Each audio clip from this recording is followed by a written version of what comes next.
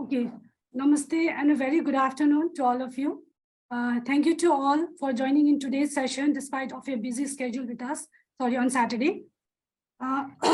Formally, I'd like to start this today's session. Myself, Padma Kesi, and I'm the Associate Director of Academics at ICA. And I'm associated with ICA since from more than a decade. We also have with us our Managing Director, Mr. Biswajit Mukherjee, sir, with us, and also our ICA family members who have joined us in today's session. Thank you so much, everyone. And it is a great pleasure for me to introduce our speaker today, who is going to talk with us about big data computing trends, a discussion on the latest trends in big data computing and applications, the topic of today's webinar.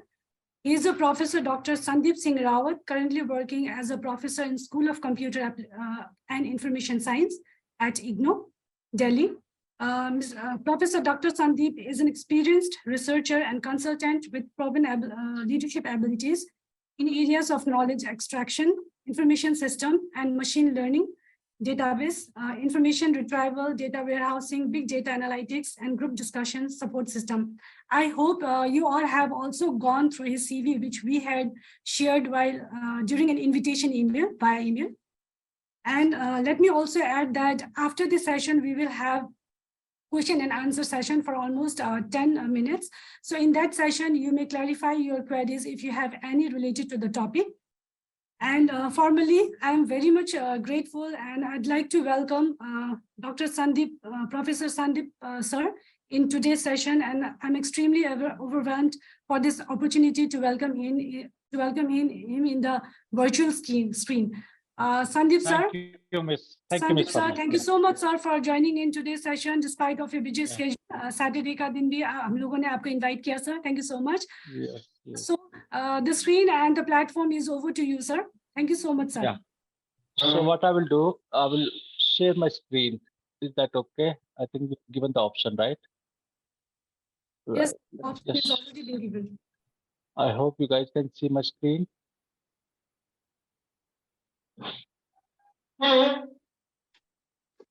So before I start, I would like to thank ICA Kathmandu for giving this opportunity, of course, and my school directors for giving this, sharing my experience with everyone here, those who have presented here.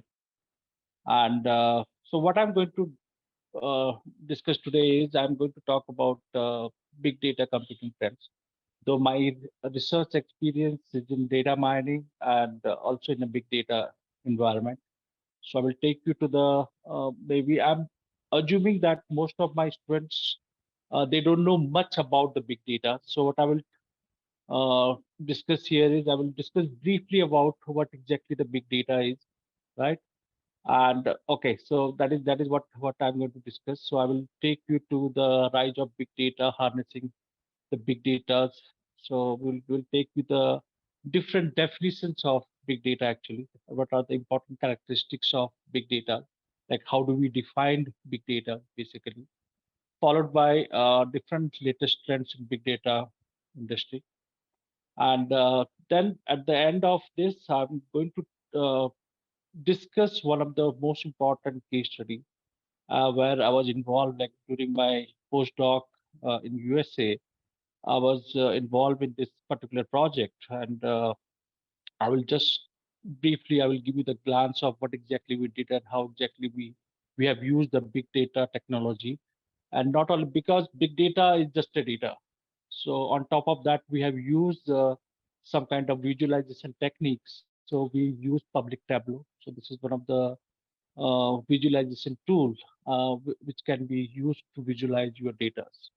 And finally, we will have a conclusion followed by question answers. In between, if you have any questions, you can always interrupt me. You can actually, like, that is what Ms. Padma was telling, though she was telling that you will have a 15 minutes. But if you have a particular question, you can always write in the chat box and I will try to give that answer to you. So before I start, I just want everyone to type it on this in your chat box. So can you just tell me how much of data is being generated every single day? So I want everyone present here to, to just write anything. Like, can you just guess how much data is being, and without actually checking on the internet? I know that if you just Google it, you can get the answers. So without actually looking into the Google, if anyone knows, I'm just looking at the chat window now here. Okay. I think, yes, 5 billions has given Raj, Mr. Raj has given this one. Okay. Anyone else? So I'm looking out of, I think we have around 20 plus participants. So no idea. Okay. Abhishek. Okay. Anyone else who has anything? Okay. Too large. Okay. Got it. 5 trillion. Okay. Anyone else? Maybe we'll just wait for 30 more seconds and we'll see that how much data is being generated every single day. So if you can just type it here. So with this, it will give me an idea like how much you know about like what is happening every single day. Like we every day we use social media, right?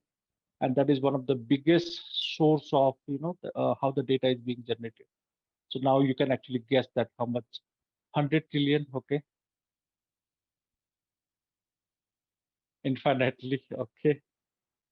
Okay, so I'm getting very interesting answers. Okay, so calculation in figure is very large, but okay, got it. So I'm getting different answers. But if you really look at just, yeah. So if you actually look at the Google survey, like, that how much data is being generated, it says that almost 2.5 trillion uh, data is being generated every single day. And that means when we talk about the data is being generated, so definitely you need some technology which can store this, right? So like earlier days when we had a database or before that we had a file system, we used to store in our small hard disk, like whose size is maybe in megabytes or gigabytes and all, right? But now when we know that the 2.5 trillion data is being generated, that means you definitely need a very big technology which can actually store this. That is a number one, right? Because big data, whenever we talk about big data, though we are going to discuss further, whenever we are going to talk about big data, the two things comes in mind. The one thing is how exactly we are going to store this, right? Because when the data is being generated, you need a storage device, right? That is number one. The second thing is because you have a data, this much huge data, right? So you need some technique which can process this data faster, right? You must have studied about the SQL queries, like when you write SQL query, the query fetch the data from your table. That table is actually there in your database, and database is a part of like secondary memory and all, hard disk basically, right? So the two technologies we need, one thing is how we are going to store it and how we are going to process this. And the solution is actually the big data technology. And if you really want to listen what exactly the technology we use today, that is a Hadoop technology, though we are going to discuss further. Okay, so let's talk about 1 minute.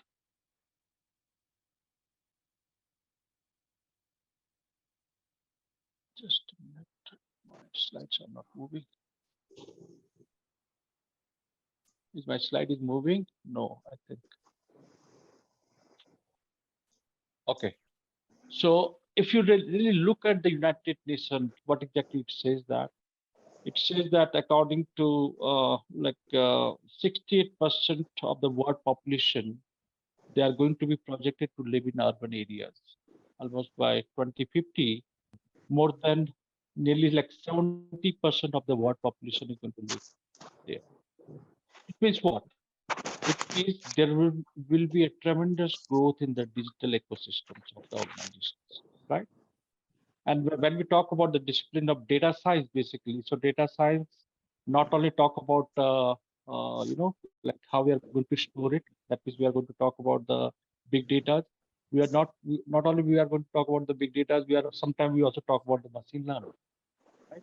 So it's basically a process, basically, where you not only you discuss about how you collect, how you integrate, how you process these huge data to produce the useful decision-making information. Because ultimate goal of any decision maker is to take the data out of your huge data and then do the proper decision making system, right? So that was some basic introduction about like how much data is being generated and what big data is going to do and all. But if you come to the historical background, right? So if you look at the screen right now, so you have a somewhere in the 1960s, like 68 or early 70s. If you see that, you have a concept of hierarchical databases and all. And people were actually talking about these three technologies. Like you can see in in early 70s, people were talking about OLTP, right? That is the online transaction processing, right? That is what exactly the DBMS, how the DBMS works. And then somewhere in the 80s, between 80s and 90s, we talk about online analytical processing. That is where the data warehousing has started coming to the picture, right?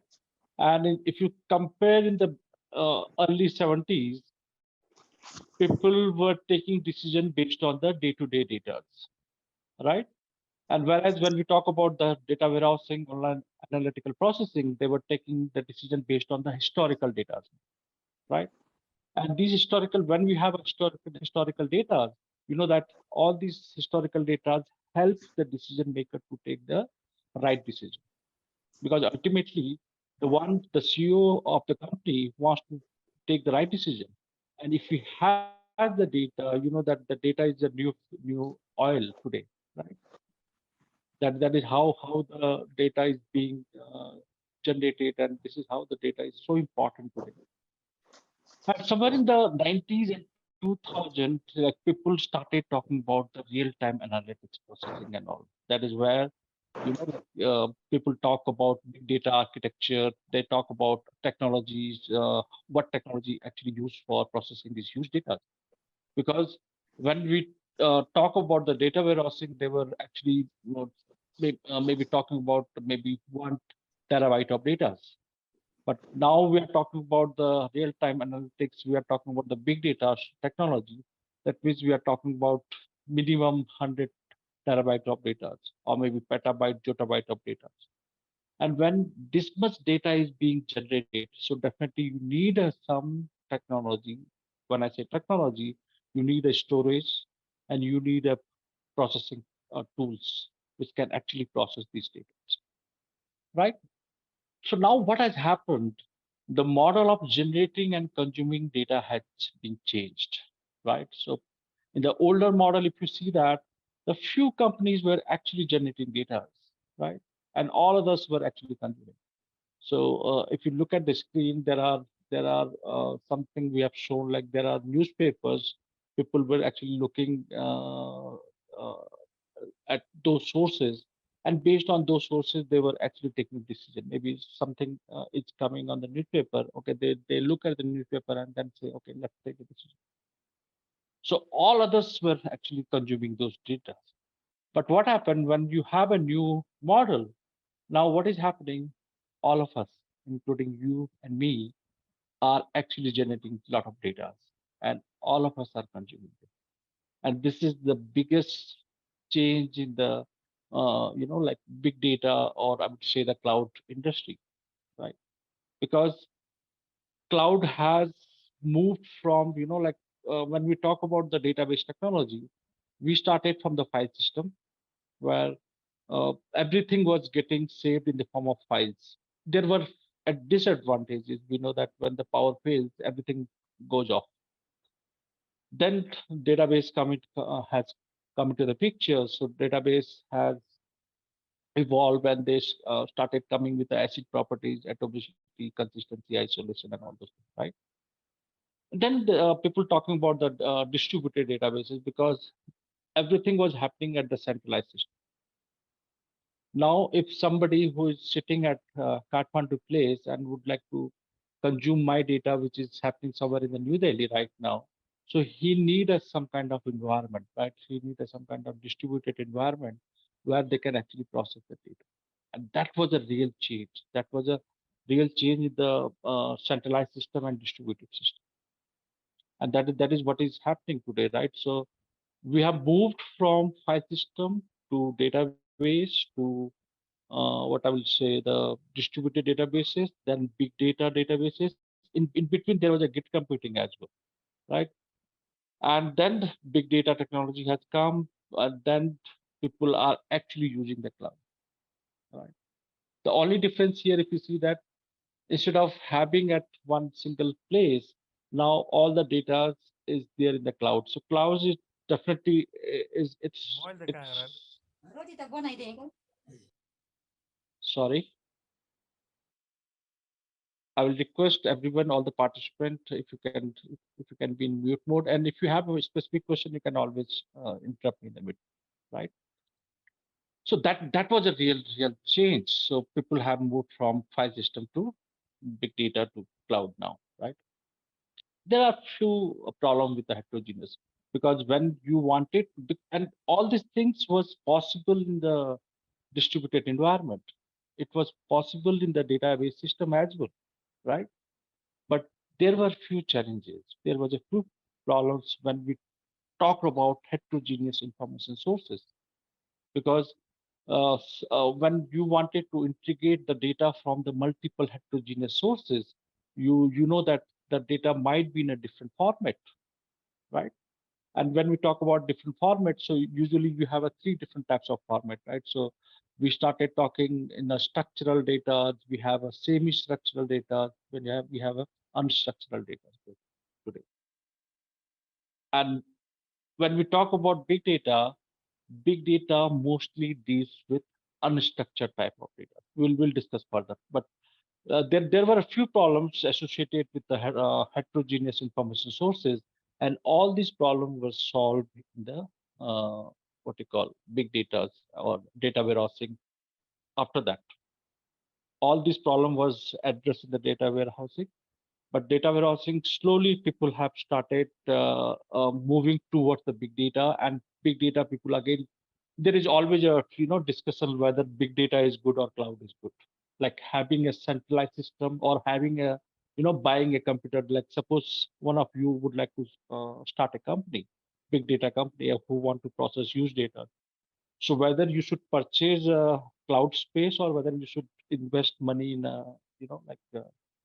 in a big data server, there is always like there is always a discussion on this. So those both have a disadvantage and disadvantage. Now, though I started talking about the big data, so big data is basically a data, right? But only difference is it's with a huge size, right? So big data, the term we have used to describe the collection of data that is huge in volume and yet growing exponentially with time. It's growing and growing and growing. And you know that you must have seen that you have a fast tag today, right? How much data that it store our that camera feed, and it scans our that RFID code, and with that code, all the money is being deducted from your account, and so that is one of the huge source for the big data. Not only that, there are social media, there are multiple sources where the big data is being generated. You have a lot of instrument. Your phone itself is generating a lot of data. So if you really want to talk about big data, so it's large and complex, but none of the traditional data management tools are able to store it and process it. Please, I've made it bold actually. This is the essence of big data, right? So we need to address these two basic problems. One is the storage, another one is processing, right? Because none of the traditional data management tools, like when I say traditional data management tools, we have a SQL, we have a DB2, we have a MySQL, and maybe so on, right? There are many SQL tools which is being which face a lot of difficulties in managing this huge data and of course processing. And when we talk about this, so when we talk about this now, let's look at this figure right now.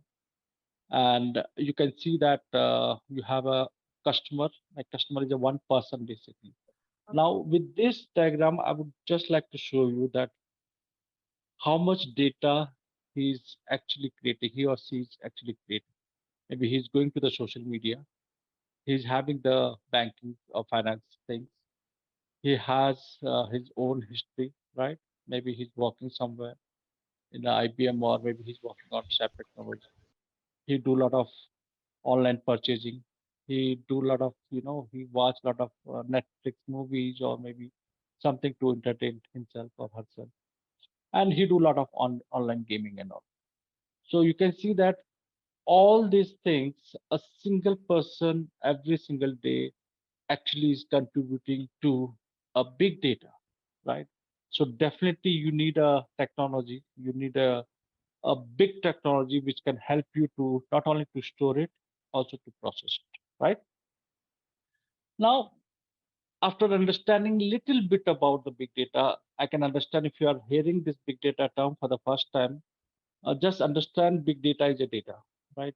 And data is a collection of, raw facts basically. So whatever things you store it in your tables or data, that is your data.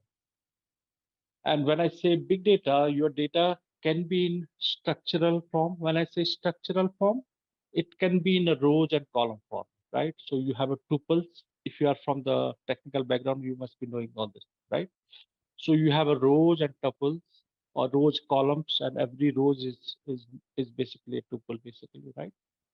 And let's understand what characteristics define the big data, right? Though we use three V's, but there are some literature you will find there are four V's, some literature say five V's, even some literature say seven V's. But most importantly, what I believe, these are the most important characteristics of big data, right? Which are volume, velocity, and variety. You can actually guess by these characteristics. Name when I say volume, that means it's talking about size. When I say velocity, it's talking about the speed. When I say variety, it's talking about the types of data, right? All these problems, which was not handled by our traditional management, data management software, is now has to be handled by these big data tools, right?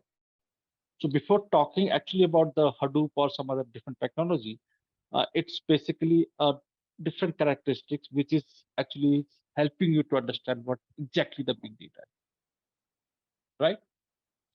Now you can just see in the graph, like if you see that you have a x-axis increasing data varieties and complexity, starting from ERP to customer resource management, you have a web technology, and then it's again going towards the big data and all. And right hand side we have mentioned different applications, right? Speech to text, SMS, MMS. You have a what we call HD quality video, images, right? All these comes under big data types of data, different types of data. So they talk about varieties of data, right? And towards the y-axis, if you look at the from the bottom, like you have a megabytes, then it's going to gigabytes, terabyte, and then finally petabyte and beyond that, right? This much data is being generated here. Now let's look at these characteristics one by one, right? So definitely when I say volume, that means we are talking about the scaling. We are talking about the size of the database, right?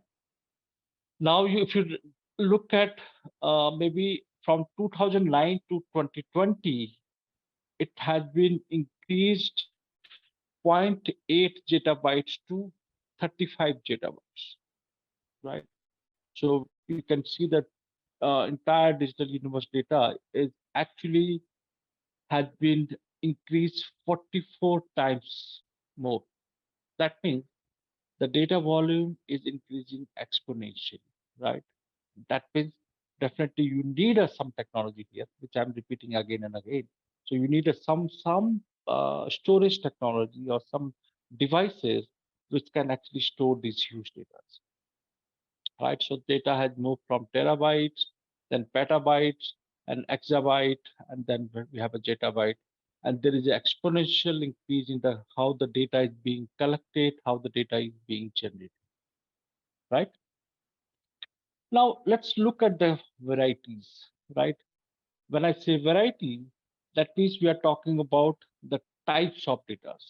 Now, when you started in the beginning, those who started in the 70s or 80s, there was a simple type of data, right? So those who actually started using file system data, they were storing the data in the file. There were disadvantages with the file system, so they actually moved to the database, right? So they have used the DBMS packages, and based on that, they have actually started using all those things, right? So you have a relational data. So usually you have a tables, right? In table inside the table you have a rows and columns. You have a transaction data and you have legacy data, which actually that is one type of data. Another data what you have is another source. If you see that we have a web data, and web data are mostly the text data, right? And if you really compare that, you know that if you compare the text data and the numeric data, you know that numeric data in the what they call in the webs today is contributing only to maybe 10%. More than 80% or 85%, nearly 90% of data is actually a text data, right? That's the reason text mining has come into the picture. Like those who are from data mining and machine learning areas, they will understand. So that is another type of data. So all these data are unstructured data. There is no structures. So you need some technology which can not only should be able to store this data, they should also be able to process this data. Then you have a semi-structural data. So you have a XML data, you have a Facebook data today, which is actually based on the graph technology. So you have a social networks, you have a semantic web, you have a streaming data, right? At right hand side, the images which we have shown, we have a health data, you have a that you have a galaxy universe data, you have a one side we have a stock market data, one side I've shown you the weather data where you can see the yellow and red that color, different colors showing the different temperature and all. Right? All these are the big public data which is available online everywhere. Right? People are free to use. People are free to process these data. Right?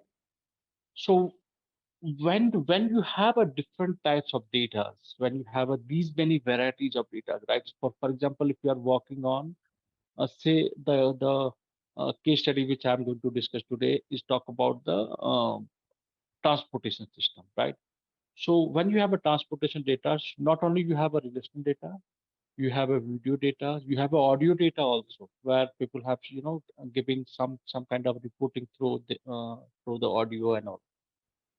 So when you have to extract the knowledge, when you have to extract the pattern, all these different varieties of data has to link together, has to combine together, has to integrate together, right?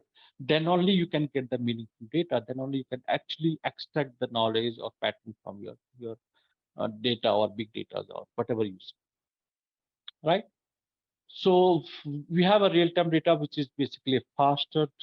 We have seen the different media, like we have a social media network, which are all of us are generating data. We have a scientific instrument, which are collecting all sort of data, starting from that weather data to you have a universe data, like all geographical information system.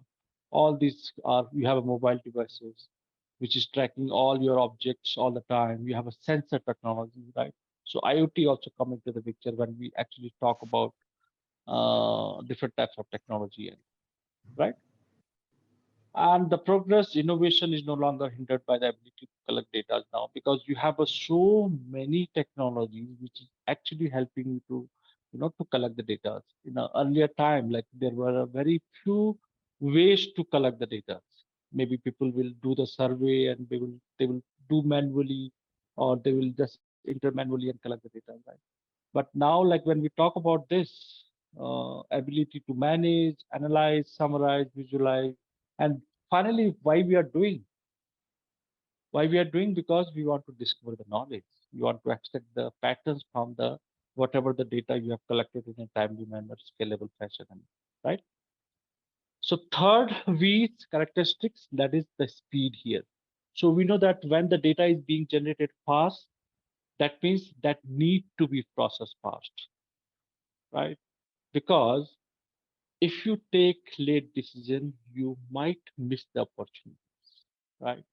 So that is the one of the basic reason, like why you want to process this data faster, because at the one time you are actually storing, or that collecting data very very fastly. But if you are not able, if you don't have a technology which can actually process this data faster way, right? So that means you might miss.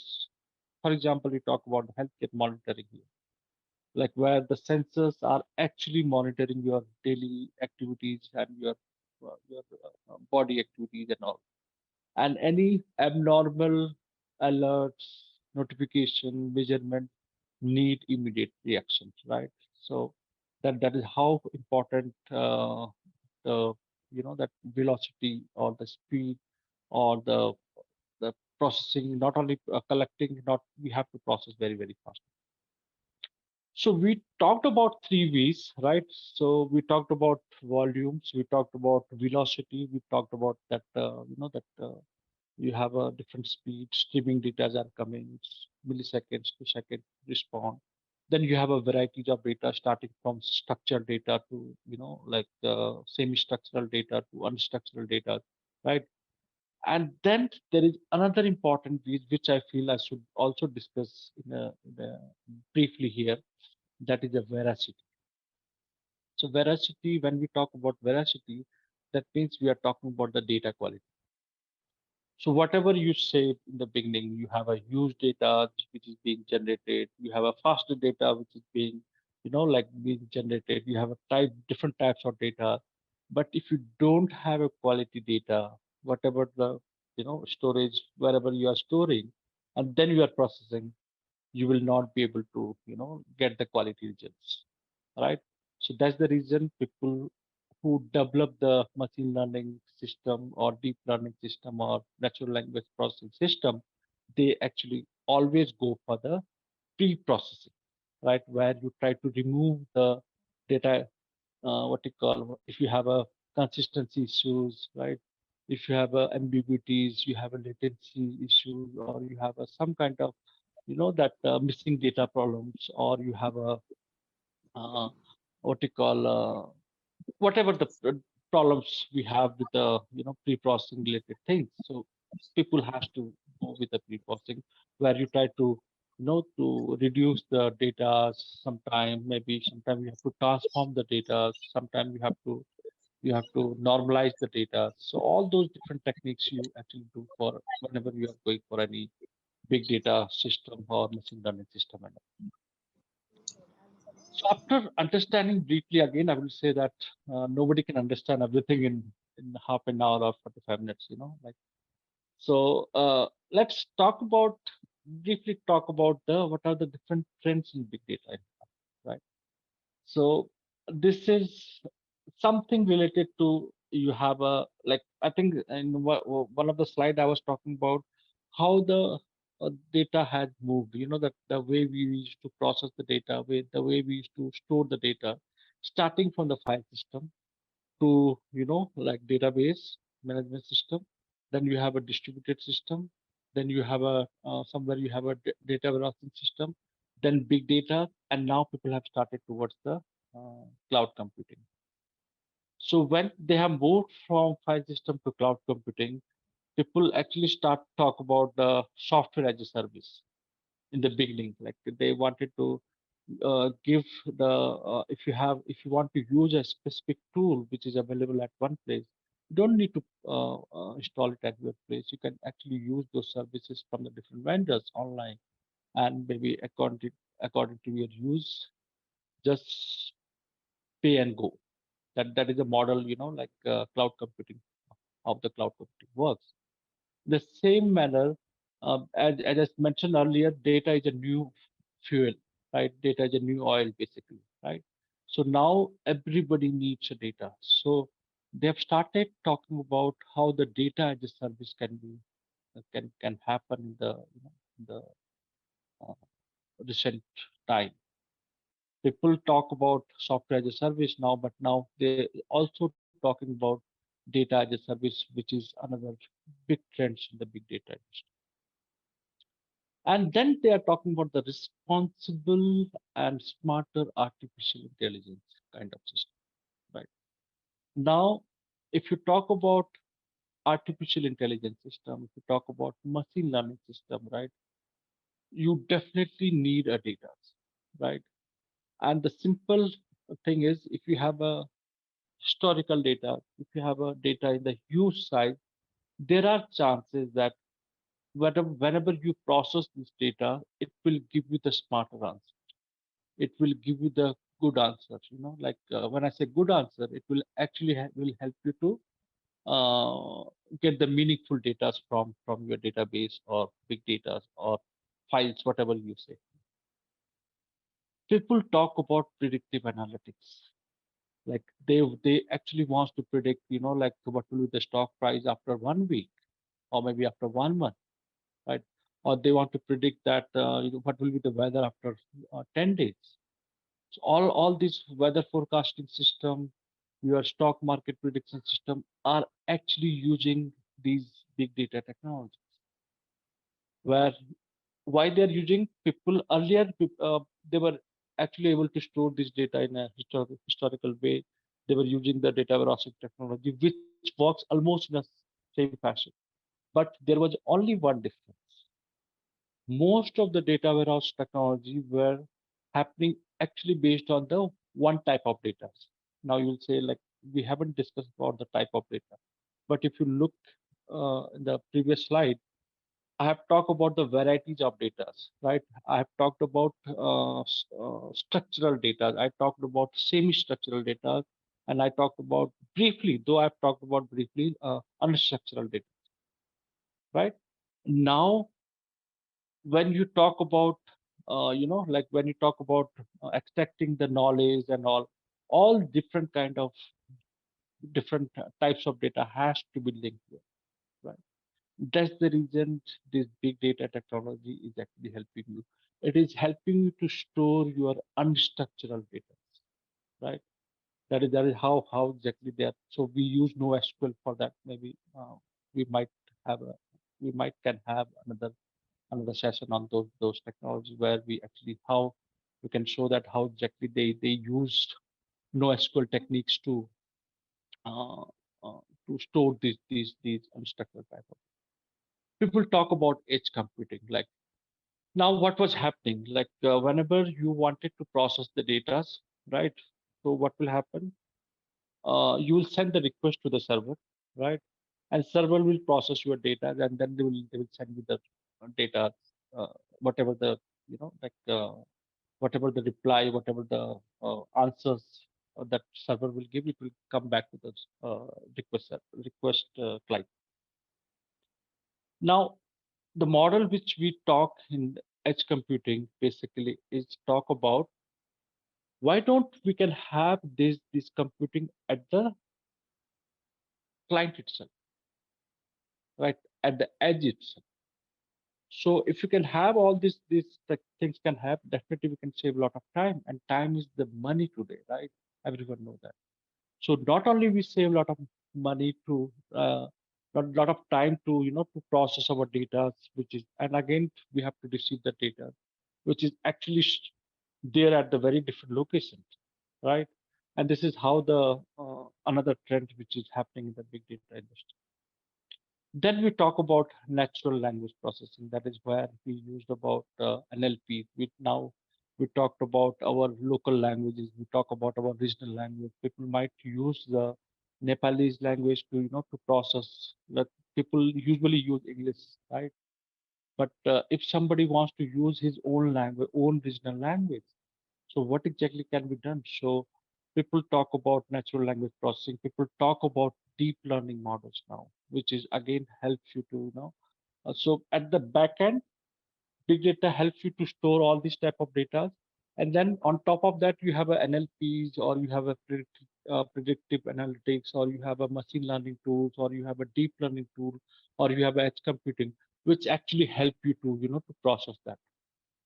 Or sometimes people might use the hybrid clouds. So you have a public clouds, you have a private cloud, or sometimes you might can have a the mixture of all these private cloud or public clouds. Again, depends on the requirements. Now let's talk quickly about the application of big data in transportation. So I will take you quickly on this.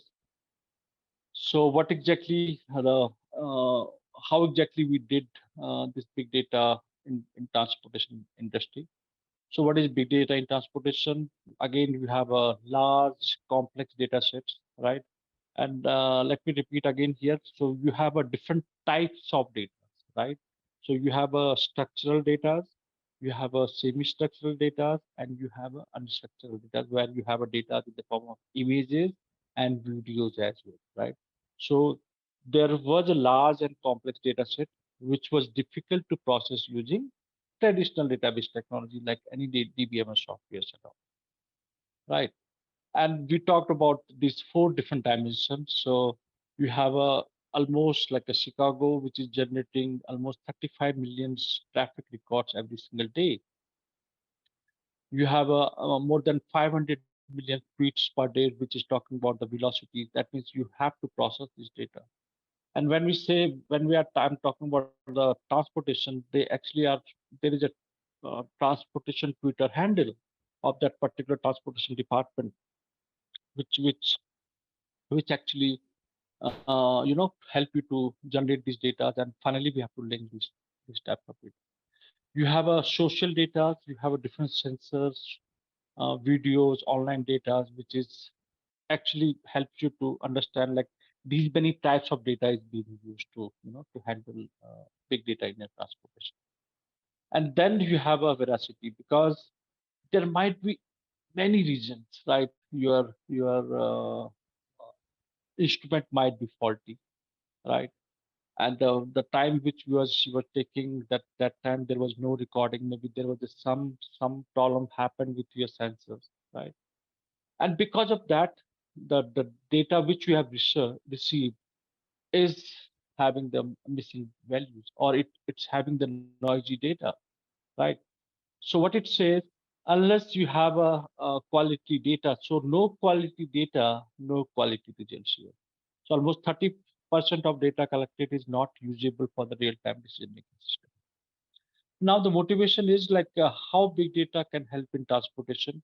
So it can help you to to have a better traffic management, and everything can happen in the real-time scenario. It can help you to detect the incident. Suppose something happened, some what you call there were incidents of some accident happened, or there is just some what I would say, there is some repair work is going on. So maybe they have closed that particular route on that particular day. So that kind of information can actually received by the transporters, and on the whole, they can actually send it to all the users, right? So people can save a lot of time on that. So they can improve in traffic safety, and finally they can have a real-time feedback system. These are the different motivation why we started this project on big data in transportation. Challenge includes capturing, storing, searching, sharing, and analyzing everything. So not only we started, we though there was a transportation system which were actually collecting the data, But we use our own sensor. We have used our own devices to, to place it on a particular location and then record the data and then compare the data and then finally take the decision. The type of data which we have used and the vendor which we have was Inrix. So if you just type it on a Google, Inrix is one of the largest vendor which provides the GPS data. So what exactly they do? They have already understanding with the different transportation companies, car companies, manufacturing car companies, right? And they have installed the GPS. So and most of the data in US are actually based on the road networks. They don't have a many tail network or not. So they have a like virtual line where all the data, whatever they are receiving, they are actually collecting the data based on these GPS data, and that is actually appropriate, right? So whatever data the index collect is based on the GPS devices, and that is actually get connected to the server, and they actually save a lot of it. Not only that, they have a that is what I have mentioned, crowdsourcing from 100 million devices and devices. So they actually get this, and that is what exactly they do. They cover a lot of interstate highways, state highways, and they actually collect the speed and travel time data, real time historical data. They also maintain that, and they have something called as a TMCs. So as of now, just understand this TMCs is just a one kind of channel here, right? Which actually is where you are actually your data is being saved, right? So almost like 9 to 10 GBs per month for the Nebraska state, they were able to store it, right? That means this much data. This is only a text data I'm talking about. Then there was a cameras. There was a that images from the those images again people were collecting the data. So in what Index does, it provides the speed, travel time, incidents, quality data updates along with each long travel segment at every 20 seconds, right? That means almost 100 GB per year for the entire Nebraska roadways. This is about one small state in USA where they actually store, and they are storing from many years, right? And whenever you wanted to to develop a big data systems or that machine learning system which can actually help you to process these data or extract the meaningful data, you can have a like you can understand that how much data they might have, and this is only about the CSV data, common separated fields here. So these common separated values are which is there in the textual form. They actually store the data. Along with this, you also have a image data. So the data actually look like this. So you have a data for every road segment. There is a TMC code. Then you have a date and time. You have a speed, average speed. You have a reference speed for a particular time. This one confidence score, then C values. That is what exactly they have. So they have a confidence score of 10, 20, and 30. If you just look at 30 is the real-time data, 20 is a combination of historical and real-time data, then 10 is actually a historical data, right? And different sensors were used. So moved from traditional sensor-based technology, which was mostly static. One of the biggest disadvantages whenever the transportation companies are actually using sensors to to store the data, these sensors are actually placed at one fixed location, right? Now we have moved from these traditional sensors to the dynamic way. Like we have a GPS probe data. So instead of having fixed sensors, now your vehicle having GPS device traveling all the places and storing the data, right? And this is what exactly we are going to have. So when you have this project, so one of the biggest question was when you have this thing, right? So when you are moving from sensors to GPS data, because we know that these sensors data are always reliable, right? They actually give you the right data. But when you are moved from static to dynamic, when your vehicle is moving continuously and storing the data, whether these data is reliable or not? That was the actual one of the biggest questions. Because when we have a big data, so you can actually see the graph. If you look at the graph here, right? The yellow graph, it's not yellow, it's a orange color and blue color. So orange color is giving one type of graph here, which is your traditional fixed sensor data. But when you look at the probe data or some this sensor data, which is actually giving you the lot of jump in the data, you can actually understand that graph. So is it really available? Is it whatever the data is available, it is really reliable or not? So there are different automatic traffic recorder which is covering the entire location. This is the device, like along with the truck, small truck. You can see that uh, we have these devices fixed, and we have actually gone to the most different locations, and we have record what you call the speed, time travel, video, and other things. This is the map of and this was developed using the Tableau tool, where you have three different colors.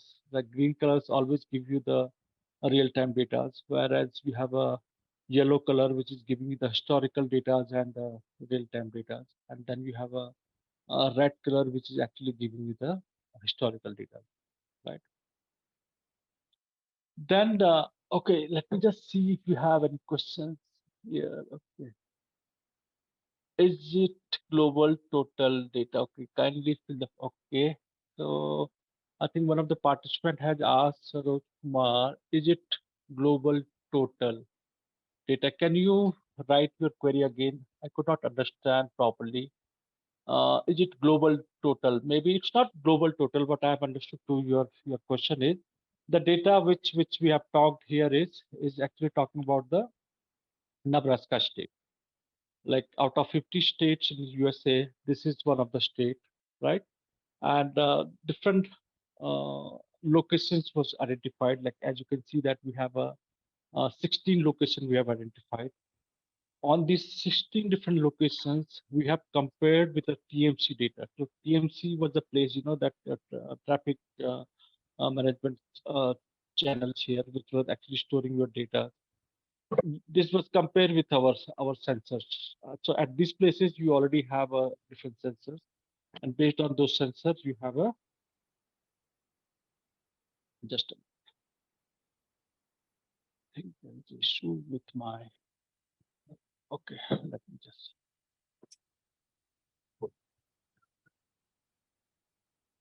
Okay. Okay. So what we did was we have a different criteria to identify this. So based on different criteria, we have selected the location, right?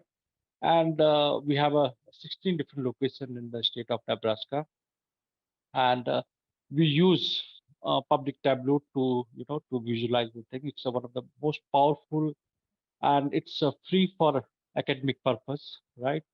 And it's powerful and fastest growing tool, very easy to use, and you can actually visualize the tools like this. So this was the entire dashboard was prepared, and you can see that in the top left side, you can see the different that circle you can see with the different colors, each giving the location of automated traffic recorders basically. So you have a sensors placed in all these locations, right?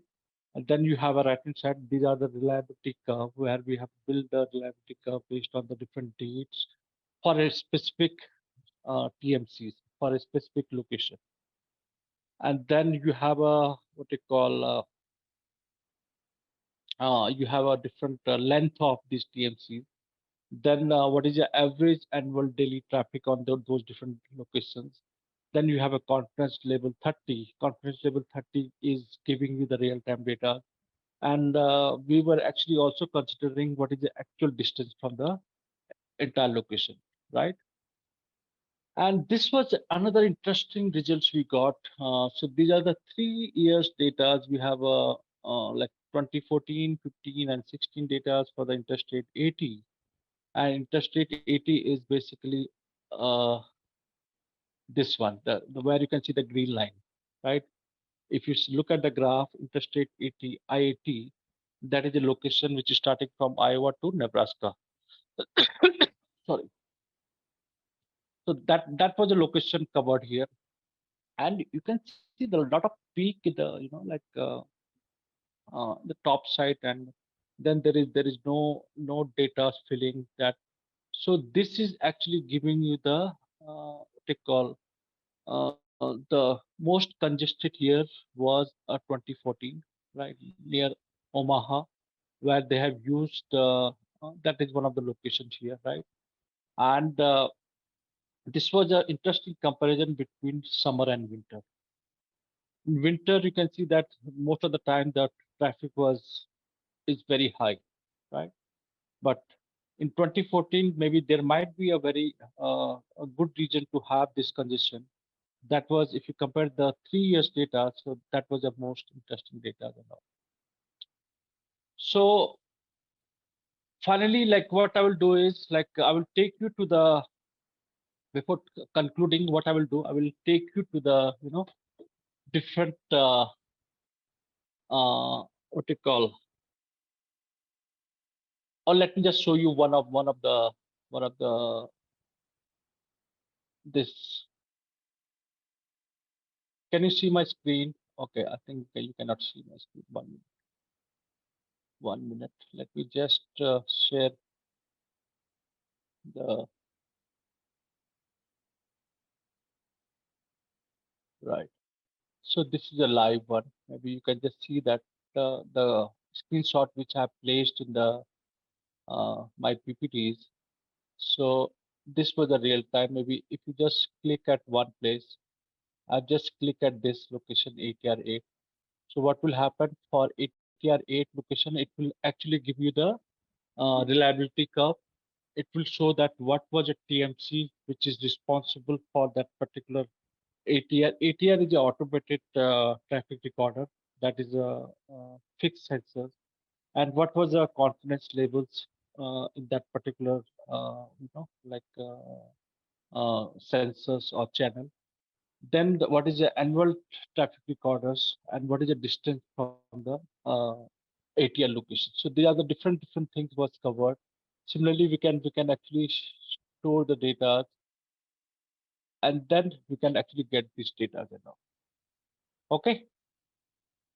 So with this, I would like to uh, uh, conclude, and maybe I would like to just say if you have any queries here, maybe what we can do is we can take those queries, and big data is still growing. Like you have a traffic monitoring was one of the application. There are many applications. You take any application starting from medical to education sectors to stock market, you are having a lot of potential for big data projects, right? So real-time probe data is useful for traffic operations. That is what we discussed. We saw that there is a safety management activities which can be help you to to process these type of data. And briefly, I tried to talked about uh, four important characteristics, though we discussed about the three important characteristics of big data. We talked about how the rise of big data and has starting from online transaction processing to real-time analytical processing, right? Then we talked about what are the different trends, though I haven't discussed in details about all these things. But if you have any specific questions, please let me know. Over to you, Ms. Padma. Thank you so much, sir, Sandeep, sir. I Yeah. think we have few questions in the chat box, sir. Bibik Raj Right. has asked like how big data can be categorized, how it can be managed, how it can be utilized, or how we can prevent it from misuse. He has this question, sir. Is there any specific technique to extract information or knowledge from big data? You can also see in the chat box, sir. Right. I'm just looking at those questions here. So we have a uh, Mr. Raj. Like I'm not able to read his first name. Vivek Raj But Magar. Vivek Raj, right? Vivek Raj has asked the three questions. Okay, so let me. Okay. Before that, I think someone has also asked. Saroj Kumar has asked, can you discuss quickly on the Hadoop? Saroj, I'm really sorry. I have not covered something on Hadoop because Hadoop is again like especially talked about big data. It talks about like how the big data can actually help you to store the because it works on a various things.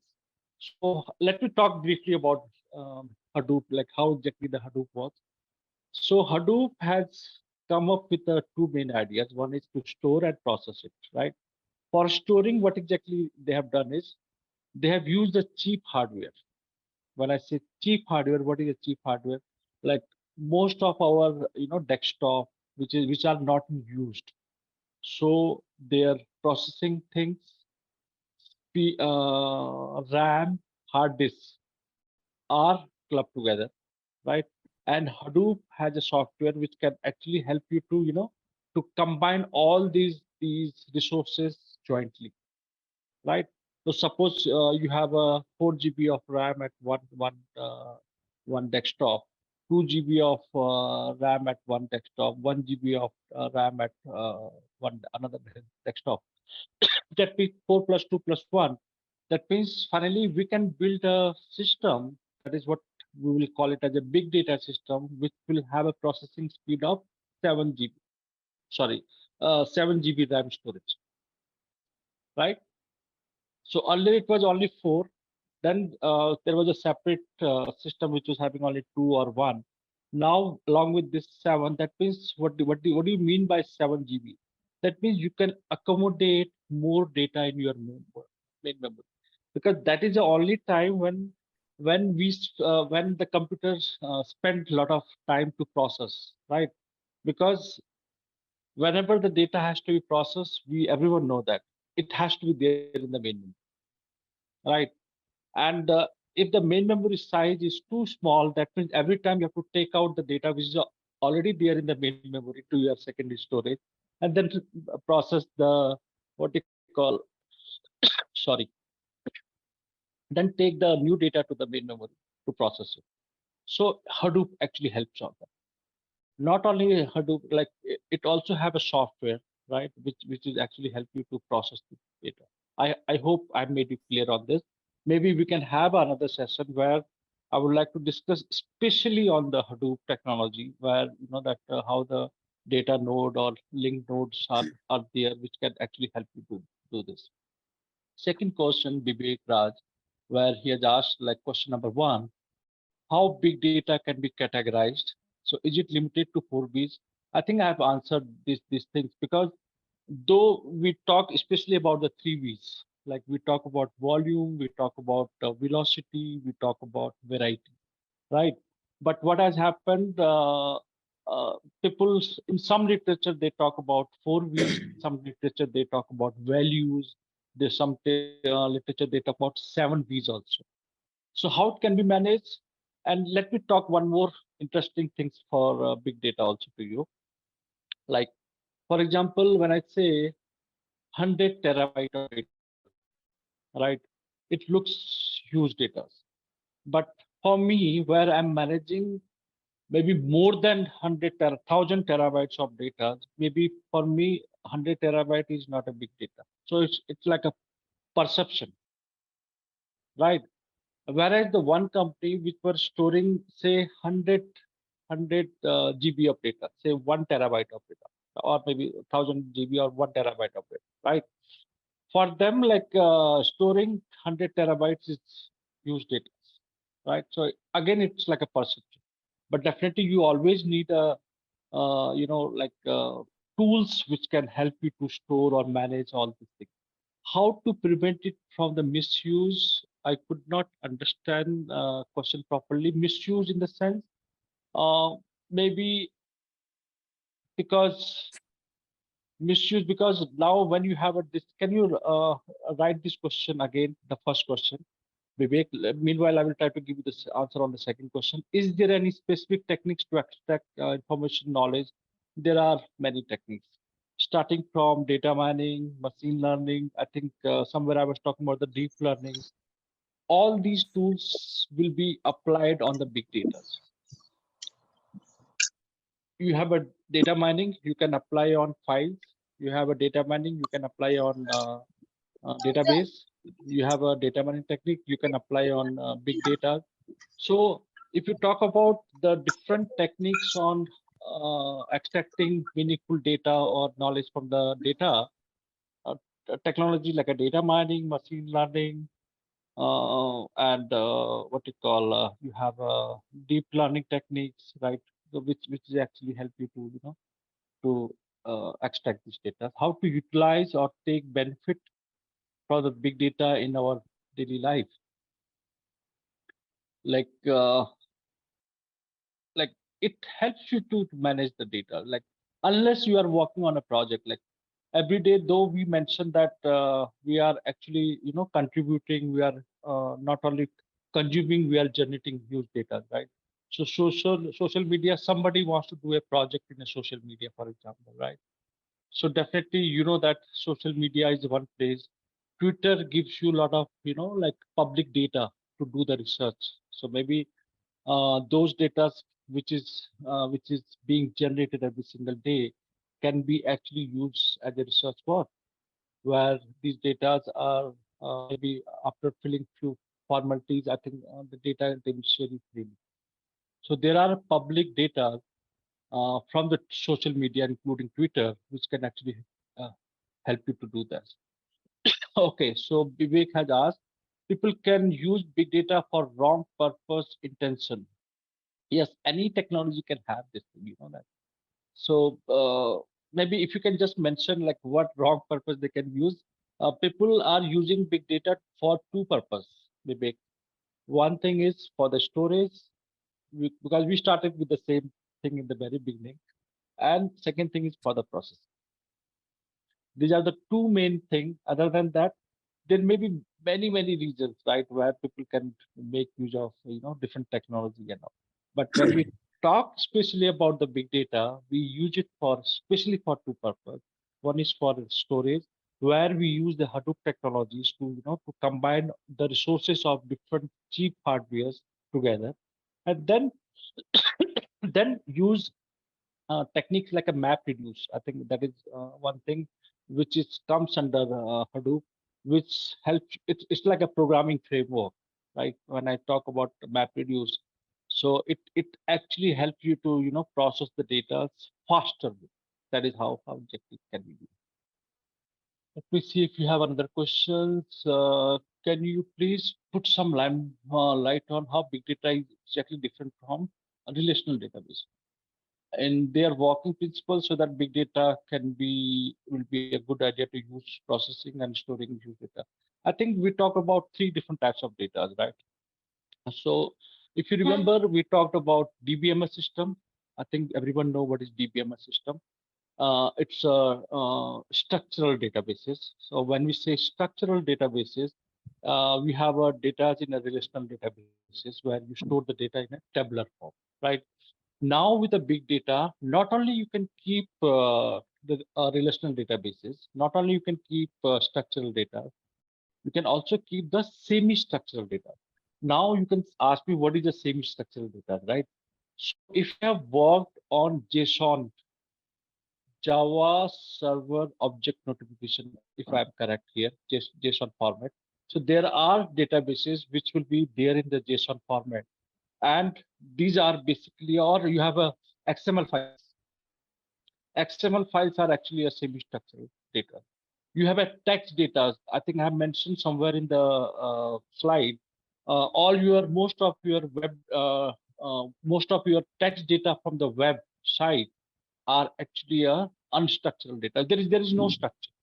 So big data tools actually help you to store that. There are many. So I think I mentioned one of the technology of how the big data stored. No SQL. So NoSQL is not SQL. It's a not only SQL. So when I say NoSQL, that means not only SQL, we can store more than that. So already we were storing on traditional databases, we were storing the relational databases, SQL databases, right? All those things were there. Now you have a data which is image data. For example, you want to store the multimedia data, right? Audio, video, text, all those things. Big data actually help you to do that, right? Thank you, Saroj, and looking forward again for future. Maybe we might have another. Maybe Miss Padma will let you know if we can have another things or not. Okay, can you explain more about application of data science in healthcare and medical technology? Like, let me tell you, like, one can do a project or application in any domain, whether it is healthcare domain, transportation domain, medical domain. What you need is the data, right? Only different part is the data. Rest everything is your technology is same. The storing technology, you are using the big data technology, for example, right? What you call the extracting technology, mining technology, you are using data mining techniques or machine learning technique. That is also same, right? So data science, when we say data science, it's basically a combination of like artificial intelligence, machine learning, and big data technologies, right? That is where one can use. So if you talk about healthcare domain, you can have anything like healthcare domain. You can predict persons what you call health. Maybe you can detect the cancers. If you have a specific data, you can always do that. But for that, you have to use the machine learning more than like database things and all. You always have to use where you can always see the correlation. You can use the association mining, or you can use the classification clustering. You can build those models, and on top of that, you can actually use those things. Yes. Okay, since we do not have further questions in the chat box, sir, we believe that learners' queries have maximum being fulfilled because you have minutely cleared their queries. Thank you so much for such an informative and amusing speech for our learners. And definitely we believe that in the future, we will be in touch with you to conduct such seminars in the trending topics. And I believe that this session has really helped our computer application learners to gain more knowledge about the big data. Even I am a little bit clear about the big data topic, though I'm not a technical student, BCIT student. So we look forward definitely, sir. And thank you once again for taking time to speak at today's session and sharing your expertise with us. You have anything to say, sir?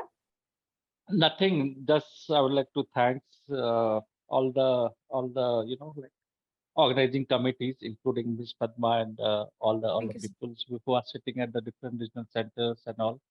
Thank you very much for the patience hearing and all. Maybe if possible, we'll meet in the future. Maybe somewhere definitely, sir. In the next headquarters, session, we might meet you. Yeah.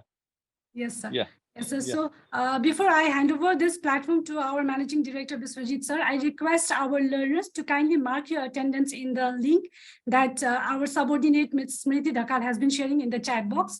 So I now welcome our Managing Director, Biswajit, sir, in the platform for his short closing remarks. Biswajit, sir, now I leave over to you, sir. Thank you, Padma ma'am. I hope I am audible. Yeah. Thank you.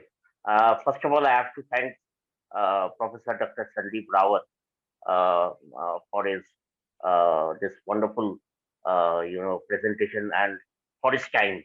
Though it's today it's an off day, and thank you, sir, for taking out time and sharing your knowledge with our learners. I'm very much sure that there must be a lot of takeaways for our learners from this session, and we have also been enlightened about this big data. So we are not a technical person. So I really thank you once again for taking out this time, and I look forward for your further session and for other sessions from School of Computer Science and Computer Sure. and Sure. science from other professors as well, and from you as well. And I would like to thank our learners who also has taken out this time and joined this session. I'm sure they have gained a lot of knowledge from this. And I'd like to thank Padma ma'am and her team, our Ranu ma'am and her team to organize this session. Thank you, sir. Thank you once again. Thank you. Thank you, sir. Thank you, everyone. Thank you. Thank you, everyone. Thank you so much.